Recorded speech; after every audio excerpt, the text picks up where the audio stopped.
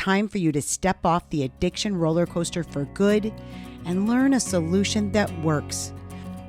Join addiction experts, hosts of the popular podcast, The Addiction Solution, and authors of The Freedom Model for Addictions, Mark Sharon and Michelle Dunbar, to learn a solution that will provide you and your loved one freedom from the addiction battle for good.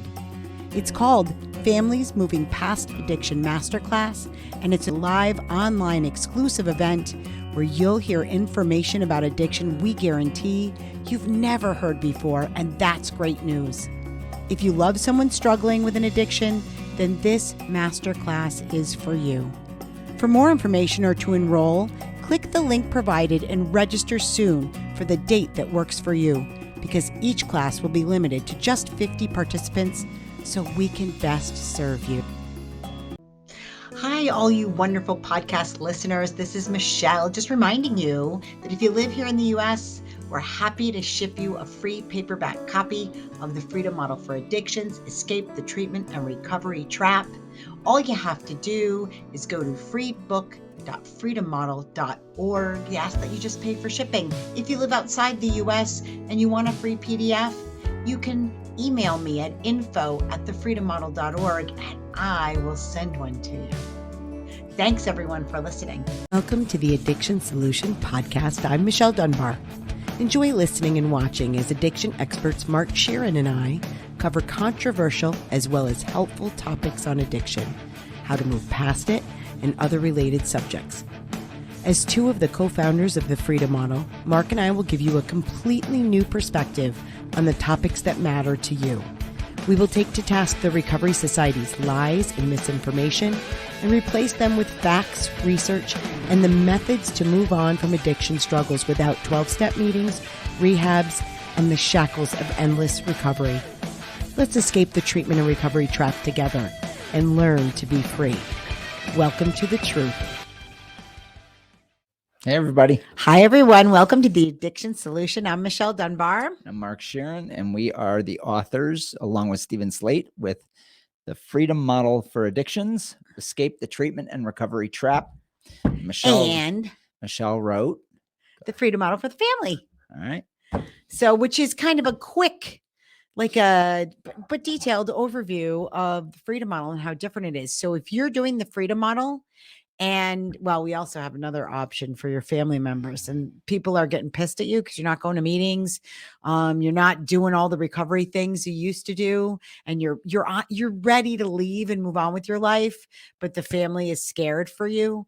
Have them sign up for our Families Moving Past Addiction Masterclass and get the Freedom Model for the Family book. And that will help everyone get on the same page. Yes, it will. So what we're going to talk about today is I had asked people to send us in some topics, right? And I got a couple topics, and this one is particularly great because I'm not even sure we've ever actually done, we've touched on this, but I don't think we've ever done a full episode about it. And here's what she said. She goes, I just had a thought of making a podcast episode about actually grieving your past life in the recovery system. Everyone is in on it. Movies, shows, famous people. Doing the Freedom Model takes real courage. Leaving it behind has been kind of nostalgic for me. I don't know. You may have already done this. I haven't listened to all your episodes. I don't think we have.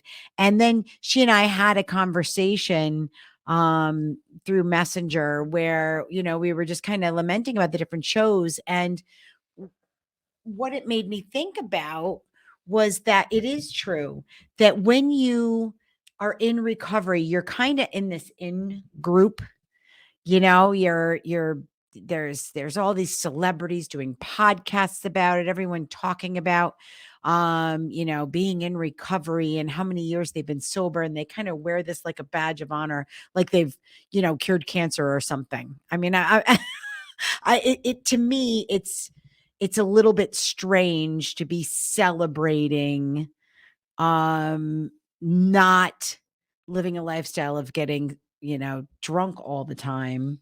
Yeah. Like you're doing something that's courageous. Well, it's kind of a funny thing. I'm going to back up a bit and talk about human behavior. So it's really remarkable. Cults in general.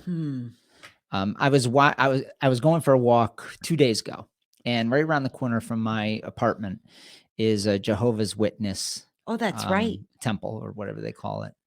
And so I'm watching all of them. They had a service, and I happened to be going by the driveway at the time that they were pulling in, and they were all the young men and women were in suits and dresses and very formal. And I was in a religious cult on top of AA. Ironically, it's when I was suicidal the worst.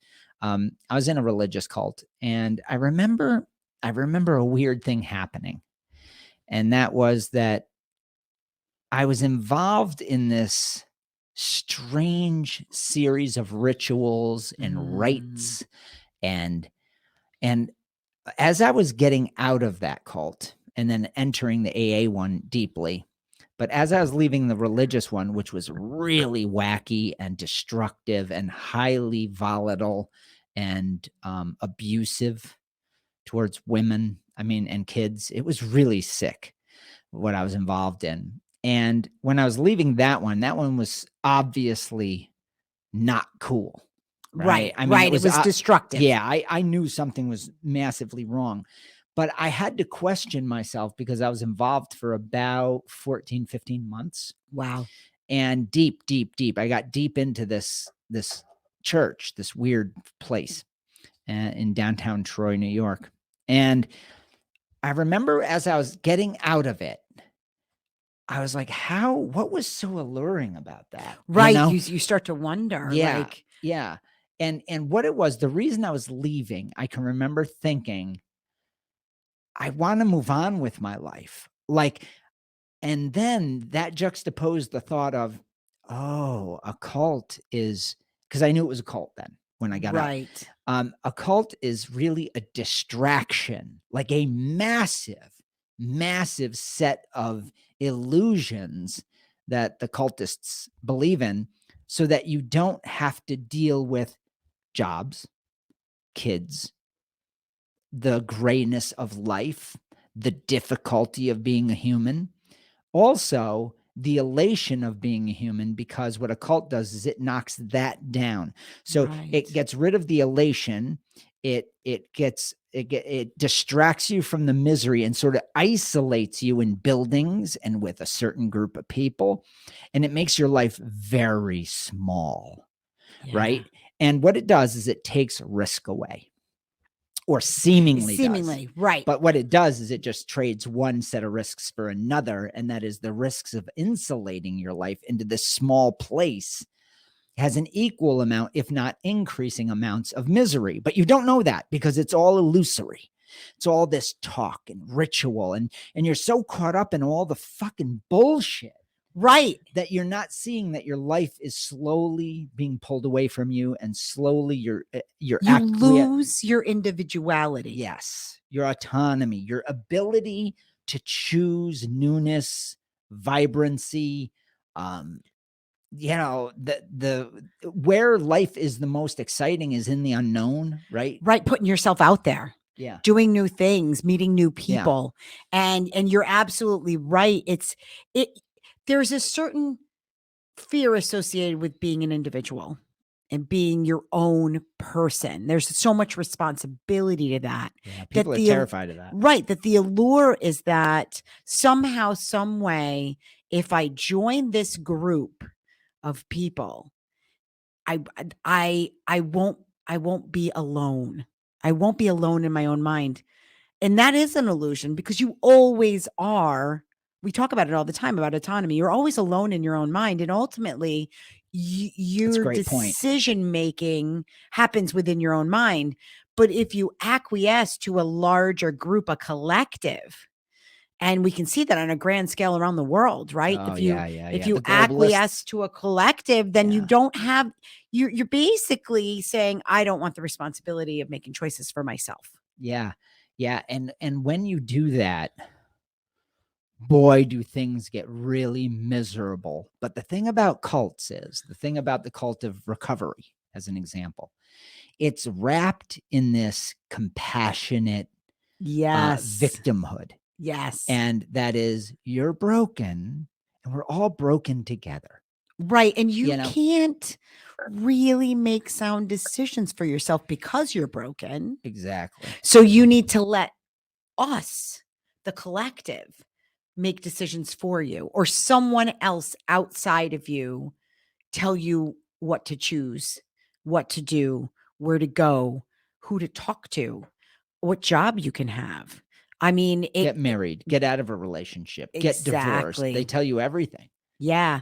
Yeah. And so what this person that brought this topic up, I totally get it. It's when you're part of that, there's a certain comfort and feeling of belonging when you're in it and feeling like you're part of, it's kind of like when you're in high school and you get part of the in crowd, right? When you're a girl, the in crowd are usually a bunch of mean girls. We call them mean girls because they walk around and they think, they're kind of, their noses are in the air, and everybody wants to be part of that group, because if you're part of that group, then you've made it, right?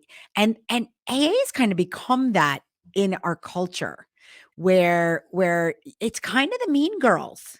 Yep. Like if you are part of that in group and you say the right things, especially Hollywood is filled with this. You say the right things, you go to the right parties, you do the right kind of volunteer work, you have the right opinions politically, there's all of these things, and you're part of that in group. For a lot of people, that's their definition of happiness in their lives. But you give up so much to be part of it. Yeah. So let's go right to the real heart of the matter. And I was just writing some notes here. I wrote the 3 attributes of the human psyche, right? The soul, the mind, whatever you want to call it. And that's autonomy, Yep. free will, and positive drive principle. Now, when you really begin to understand that you are completely autonomous, even if you're in a cult, even if you're hanging on to the nostalgia, as this person put it, of being a part of this clandestine special organization that makes you special, makes you feel good, ultimately, it's still your autonomy, your own mind deciding to give Yes. permission to give away your rights. It To is. say, I want people to make decisions for me. It's communism. Communism is the same way. It's please have a nameless, faceless government, which is just a group of people, make decisions for me. Yep. And I'll give away most of my income so that I don't have to think for myself anymore. And there are all kinds of cults. The Recovery Society is just a massive one where we give away our rights. Now, so you're using your autonomy to give away your rights.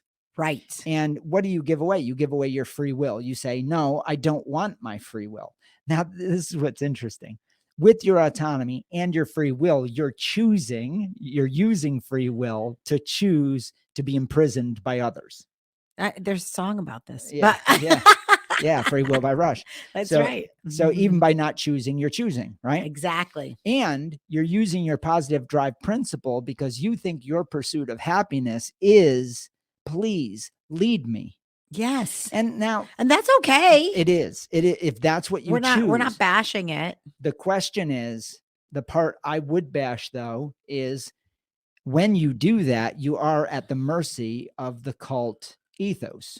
Yes. And the cult ethos is just human beings, because there are other thinking creatures involved. So you're involving other thinking creatures that have their own agendas, their own personal agendas, and some of them have the agenda of power, which makes them happy.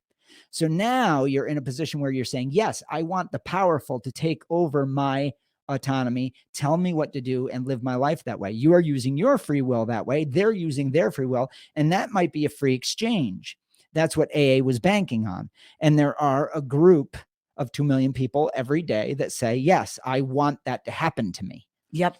But then there's 95% that eventually say, I don't want that, because autonomy is so powerful. Our positive drive is so powerful, and our free will, the ability to choose, is so inherently natural that we grow past cults. That's why cults don't take over the world. They do sometimes for a period of time. The globalists right now want to take over the world. That's just the agenda of the economic globalists. Okay. Will that last forever if it takes over? No, it won't. You'll have rebellion, you'll have revolutions, you have all these things. And we see it happen over and over and over. People don't like to be led. Eventually they get tired of that. Right. Well, and that's AA. I mean, even in the confines of a marriage, right? When you think of or a family of 4 or 5 people, I mean, when you think of all the different ideas and values and opinions and beliefs, I mean, even in a small family, you get diverse opinions and conflict. So now when you as you make that on a larger level, of course you're going to have people that disagree. Yeah. And but in the confines of a cult, you're not allowed to disagree with the belief system of the cult. And when the belief system of the cult, like with AA, is so wrong, right? It's all predicated on this idea that alcohol and drugs are powerful entities hell-bent on our destruction, and that we are broken, powerless beings when it comes to these substances. When it's the premise is so very wrong, and there is mounds of evidence that shows that it's wrong. If you have a dissenting opinion, well, you don't fit. Yeah. You're ostracized. If you even if you start to even if you like have a small question, like, well, wait a minute, if I can choose just not to drink and go to meetings, then why do I need meetings? Like, that's a valid question by a not even a deeply thinking person, but just a surface thinking person would ask that question. I asked that question. I didn't think of myself as a deep thinker. I wasn't overly analytical. And boy, you ask that question in a meeting and people get angry. Yeah. Yeah. So here's the question that this person brought up. So nostalgia, right? There's this desire that some people have to be a part of A big organization, or just get lost in numbers and feel warm there, right? Yep. In the glow of other people's presence, and you feel less lonely. I understand that. God, I do too. I understand that. But here's something that's really wild. So what is the freedom model? We're talking about this recovery cult thing. And what is the freedom model? The freedom model is and this is awesome, is the acceptance of what is real. And what is real is what is inside of you, what you're born with. And it's undeniable, it's inherent, and it's inescapable. And that is your positive drive, your autonomy, and your free will. You are thinking, because you're thinking right now, listening to this, you're a thinking, choosing creature. And you choose based on what you personally like. So when you recognize this, if you concentrate on the knowledge that, yes, these are the attributes that make me very unique. As a matter of fact, it makes you so unique, there will never be anybody with the same thoughts that you have ever in the history or in the future of mankind or any creature in the universe. You are it. You get to think anything you want, and nobody can replicate that. That inherent quality of being human protects you from all tyranny. And it doesn't matter what kind of tyranny. Let me give you an example of some tyranny. Go to the doctor, have a pain, and have them downplay it and shame you. I mean, you want to feel like shit? You want to feel embarrassed and hurt and feel like crying as a grown man? Have a doctor in your weakened state, vulnerable, shame you and make you feel like you shouldn't have pain, or that you've done something that caused it, and they treat you like shit. So at that point, you have the ability to say, no, I'm not going to feel that way. I'm going to feel a different way. I'm going to get a different doctor. I'm going to move on with my life. I'm going to, it protects us. It protects us. You could be in Auschwitz like Viktor Frankl and say, I get to choose my meaning today in this hellish world. Right. So we discussed some of this in our previous podcast last week, but our bodies can be manipulated, but our minds can't be without our express consent. That's right. I can think anything I want. If somebody says, I think this is a great political idea, whatever it might be, I can say that's fucking nonsense. Or I can agree, or I can actually agree, but in my mind disagree. Right. You could just pay lip service. Yeah, that's right. So we have this power that is infinite within our mind. Yes. That's pretty awesome. Now, if you want to look at AA and you've left it and there's that period of sort of wandering in the desert like Moses. Like you're not a part backwards. Of something. Yeah. You're looking backwards. Now, if you ever read Exodus and Genesis and those books in the Bible, it's basically the metaphor of life where you go out into a difficult place of change. Yes. And then you're wandering and you start looking back going, God, it was so much better back there. An ex-girlfriend, you have this terrible relationship and then you look back and you only see the good and you go back and it's terrible again. You're like, wow. High school. Yeah. High school. Yes. Yes. I mean, going from leaving, relatively small high school, for me, I thought my high school was small. I graduated with 250 people.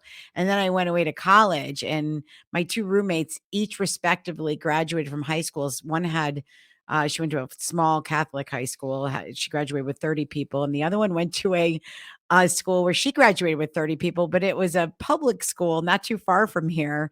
That was Richmondville High School before they merged with Cobleskill. And I thought, oh, I guess my high school is pretty big. But when you do that, you're as difficult as high school is, you're still leaving something. I mean, I went to the same school since third grade. So you're still leaving something that was, that you were a part of. And as awful as it may have been, there was things about it that I missed.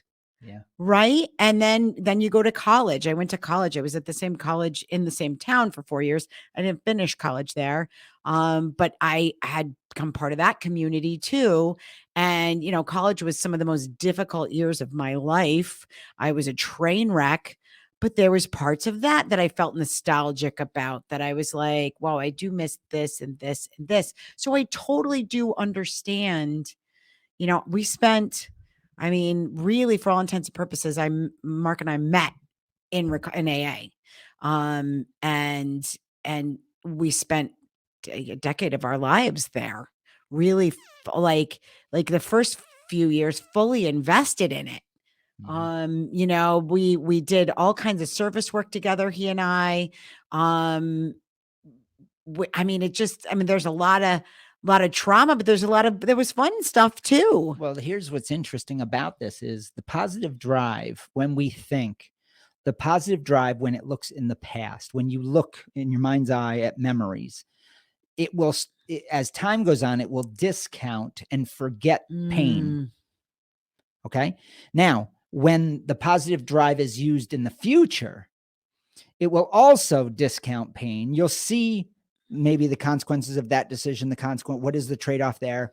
And you'll navigate forward, and you'll navigate based on the positive drive, and you'll experience things, some good, some bad. And then you kind of navigate like a pinball, right? You're just kind of cruising through, figuring things out.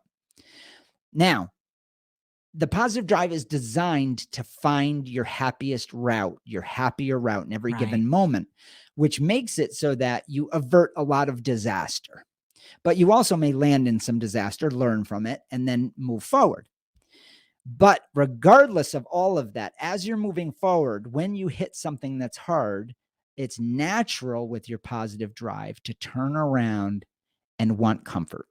The comfort of the known. So that's why we turn around and we start looking at the past again. That's nostalgia. Nostalgia is the past minus the negativity. Right. You discount it.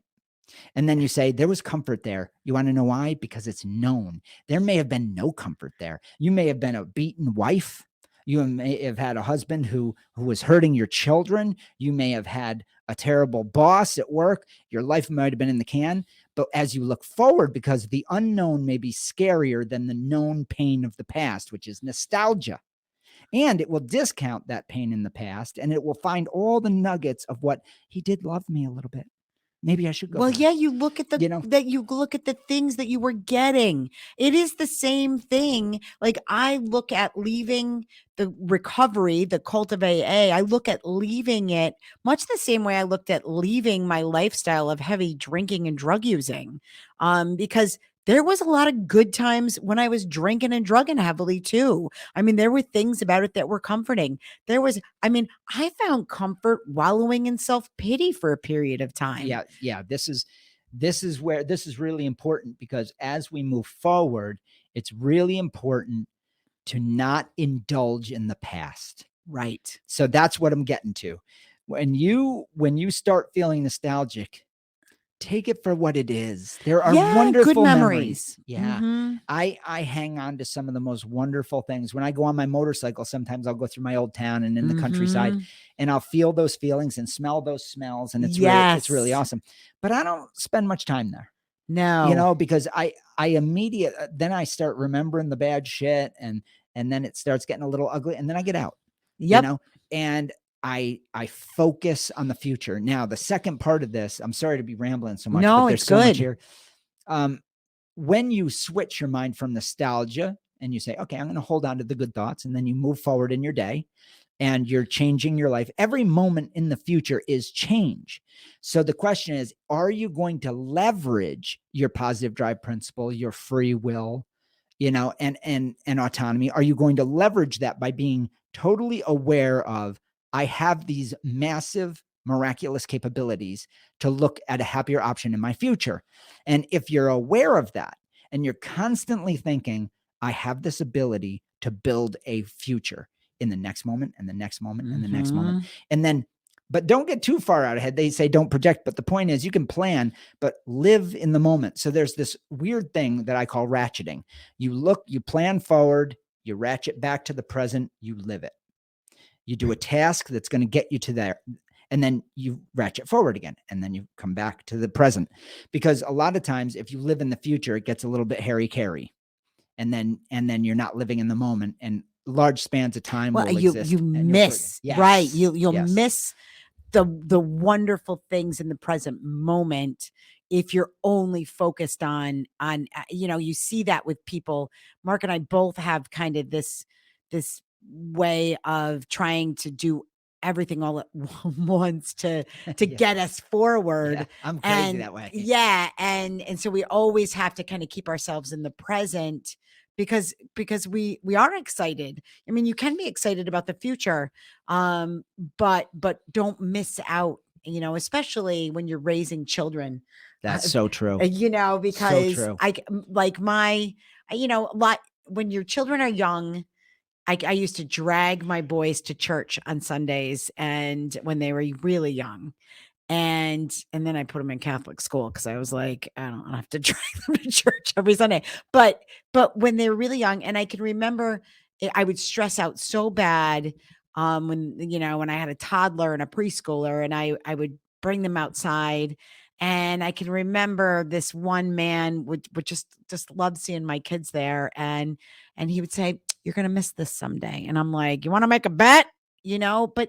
But it's true. It is true. It It is true. really is true. And Yep. and the moment you might be thinking, I can't wait till they're this age or this age or this age, or and I can't wait till this happens or that happens. And then you get there and you realize you missed out on the journey itself is remarkable. Yeah. Well, it's everything.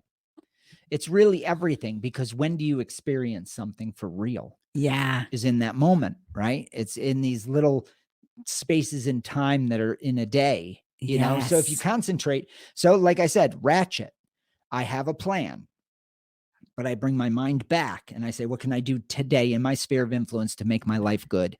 That is the use. That is the awareness of your 3 positive attributes. And my God, it's powerful because your life will change.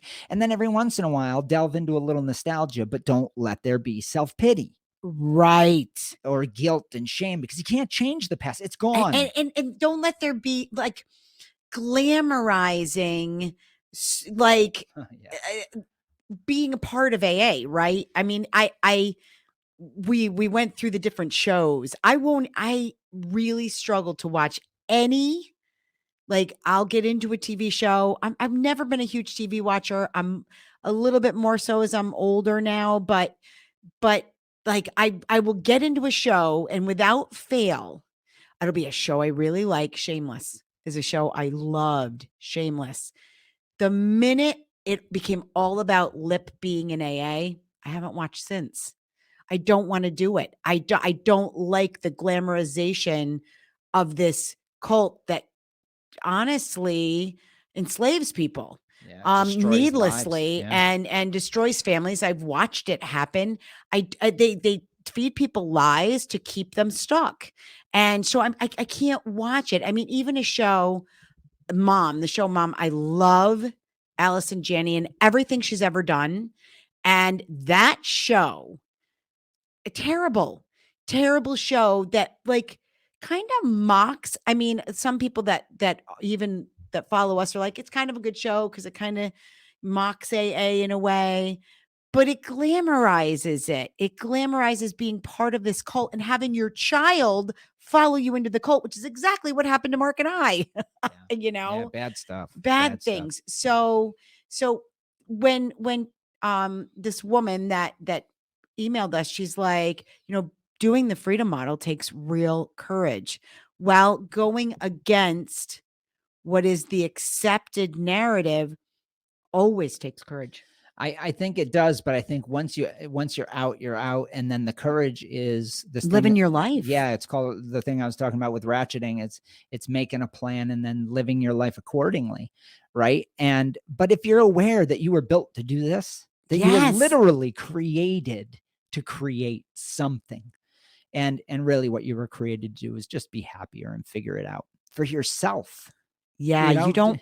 There's no rules. There's no fairness. There's no rules. There's no set thing. There's no plan. It's just you making decisions and then seeing what it feels like.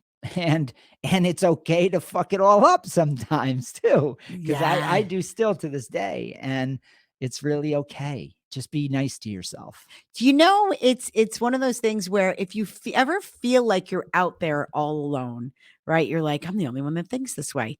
Well, you're not. There's what's called the silent majority. And the vast majority of people, I mean, if you realize that tens of millions of people are sent to AA every day, and a very teeny tiny percentage stick it out there. Like it's very, very small. And the rest of us are all just trying to figure it out and do things on our own. Most people aren't involved in cults. Okay. And so while it may appear that way because the media is all about it and the misinformation is cultural now in the Western culture, really the vast majority of people still don't buy in. That's right. They don't. That's right. And so you can take heart in knowing that you're part of a much larger group of autonomous people just figuring it out, figuring life out. And it's really great. So I always think it's an irony when people want to, usually it's cult members who criticize AA, or people who are trying to leave the cult who look at AA, they go, you're telling people that they have to think like you too. And it's like, nope. Yeah, the freedom model does the opposite. It's telling you you're completely independent. Yeah. All we're giving is information that's based on research that shows that every single person in the end that solves their substance use problem does it the exact same way. Right. Which is they just change their mind or change their preference. They change their mind about substances. They change their mind about themselves and about addiction in general. They realize, oh, I'm in charge. I get to decide what I'm doing and not doing. And once you realize that, you're totally free. Yeah. Exactly. So I think we've covered it. Yep. And just watch all the commercials. We have a lot of different products and services for people, a lot of new things coming up. And each podcast, there may be a new commercial. Yeah, we're going to try and switch them up a little bit. So this is coming out. This is coming out next week, right around Memorial Day. So I hope everybody has or had a happy Memorial Day. I think it's coming out right before Memorial Day. Our next Families Moving Past Addiction Masterclass is June 1st, 2023, depending when you're listening to this. But if you're listening to this and it's after June 1st, check our website, thefreedommodel.org, do For the Family tab and go to Family Masterclass. You'll see the dates there. We're doing these just about 3 or 4 times a month now, usually on a Thursday at noontime. And we're adding a couple new products. Can we talk about them for a second? Okay.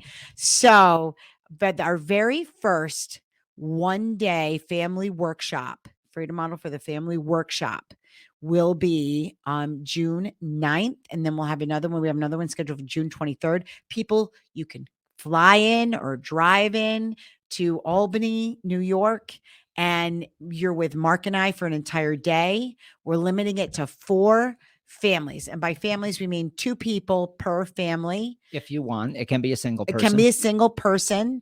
And we're in a small, like, boardroom type place in this.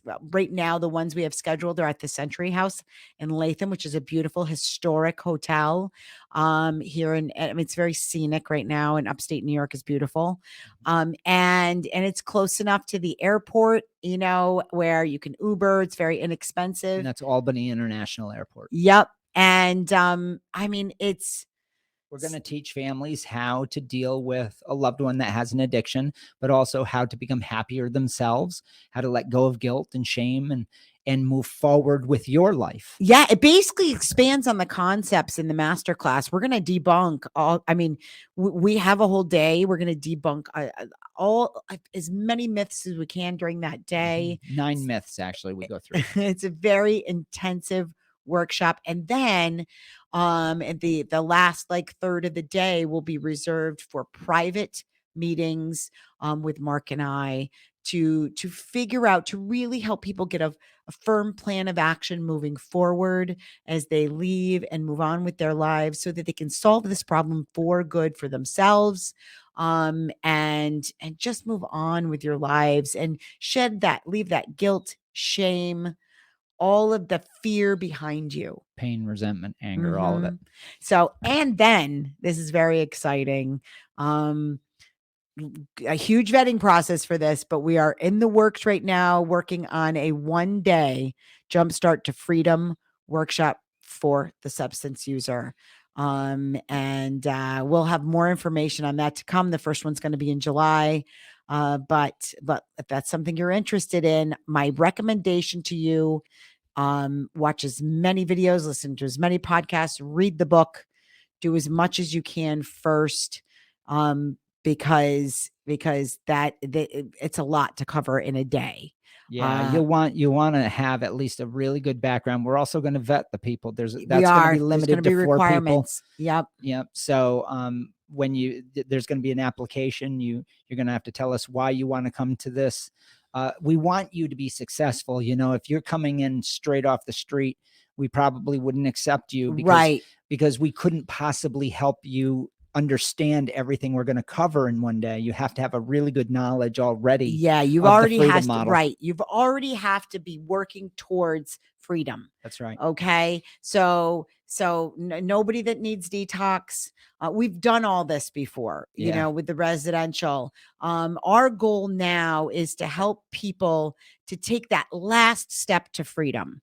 And as much as we say it's a jump start, it really is a jump start to freedom. Right. So if you've been working through the freedom model for a period of time and you have a couple concepts you're not quite sure of, you're still kind of struggling with some binge using and things like that, you might be a good candidate for this 1-day intensive workshop.